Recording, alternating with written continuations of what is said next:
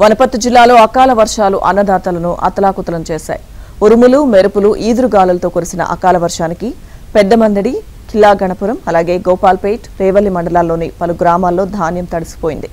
లక్ష్మీదేవిపల్లిలో పిడుగుపడి 25 గొర్రెలు మృతి చెందగా మహిళకు గాయాలయ్యాయి.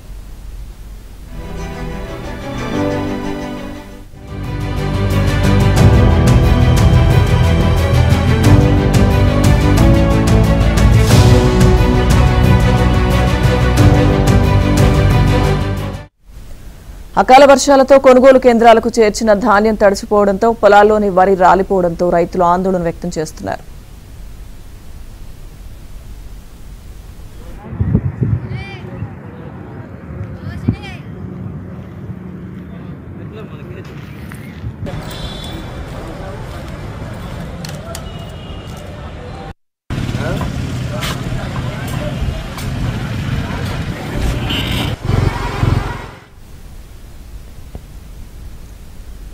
వనపర్తి జిల్లాలో అకాల వర్షానికి ఈదురుగాలులకు వరి ధాన్యం తడిసి ముద్దైంది. కల్లాలు, రోడ్లపై ఆరబోసుకున్న ధాన్యం తడిచిపోతుండటంతో అన్నదాతలు ఆందోళనకు గురవుతున్నారు.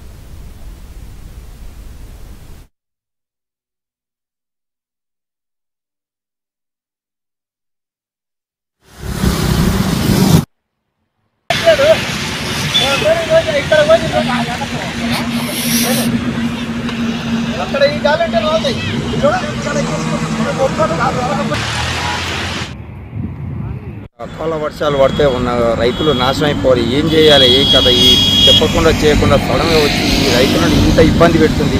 ఇంత దారుణంగా ఎందుకు ఇప్పుడు ఈ ప్రతి పంటలకు ఇదే దారుణం, ఎందుకు ఇంతగానో ఈ దారుణం? దాన్ని కోసుకొని 4 రూపాయలు వస్తాయని చేసి అప్పులలో తప్పులు కట్టుకోకుండా ఏంది కట్టుకోకుండా ఇట్లా చేస్తే ఏంది ఇంత దారుణం పడుతుంది. 800 బ్యాగులు అంటే ఈ రోజు ఈ అకాల వర్షం అనుకోకుండా సడన్ గా వచ్చి 4 రోజులు ఒడ్లు ఎండబోసిన వర్షం అనుకోకుండా సడన్ గా వచ్చి ఒడ్లు మొత్తం నానిపోయినాయి. ఈ పరిస్థితికి ఎవరు చెప్పుకోవాలి? నా పిల్లలకి పరిస్థితి రోడ్డున పడతాం. మేము దయచేసి కాంగ్రెస్ ప్రభుత్వం గవర్నమెంట్ మమ్మల్ని ఆదుకోవాలి, నష్టపరిహారం ఏమన్నా ఇవ్వాలని. లేని పక్షంలో ఇలా మమ్మల్ని ఆదుకునకపోతే పురుగుల మంది ఏమైనా తీసుకొచ్చుకొని 70 మేము చనిపోలేం తప్ప మాకు ఏం పరిష్కారం లేదు.